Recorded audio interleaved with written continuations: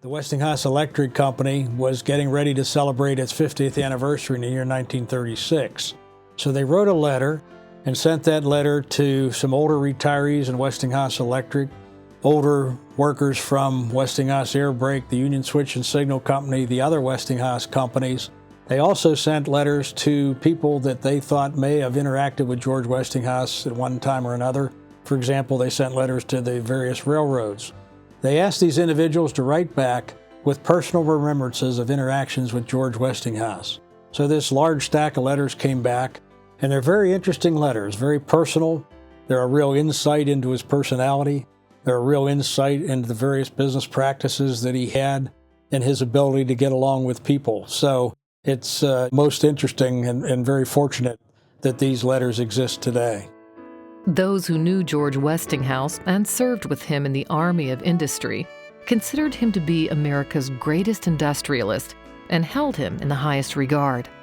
Personal letters from Westinghouse employees speak volumes about the character and personality of the man whom they referred to as Uncle George. E. Keller said that all of his employees who came in personal contact with him seemed to catch his enthusiasm and were glad to do the job in hand for Uncle George. Westinghouse had many nicknames. Former employees wrote letters about how the old man paid for their train fare and tickets to attend the 1876 Centennial Exposition in Philadelphia, where Westinghouse Air-Brake made their first World's Fair appearance. The same employees said that when the chief asked them to work all weekend to finish a job on time, they felt honored to do so. George Verity, former director of Westinghouse Electric and Manufacturing Company, said, "His industries were so solidly and completely built around his personality that the name Westinghouse was ingrained in our national industrial structure for all time to come. As I knew him, he was an outstanding man who not only created many new things, but he also put old things together in a new way and then motivated both the new and the old with an invisible, mystic, and titanic power."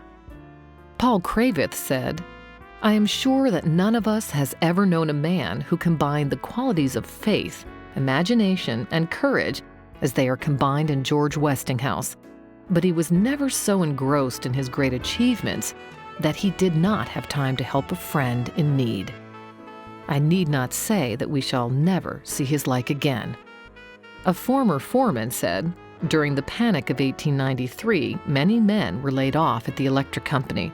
But Mr. Westinghouse said, 'Get those men back to work. I am not hard up.' It was recorded that he ordered his workers to do odd jobs around the shop rather than be laid off."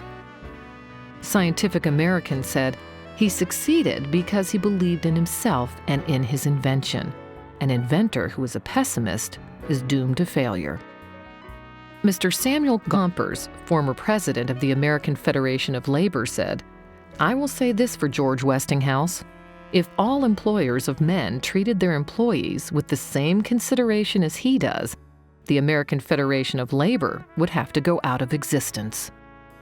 Andrew Carnegie summed it up by saying, "George Westinghouse is a genius who can't be downed."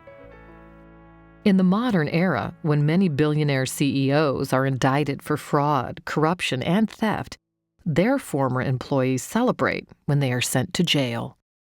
In contrast, 16 years after the death of George Westinghouse, in 1930, former Westinghouse working-class employees paid for the construction and dedication of a monument honoring him that remains standing in Pittsburgh's Schenley Park.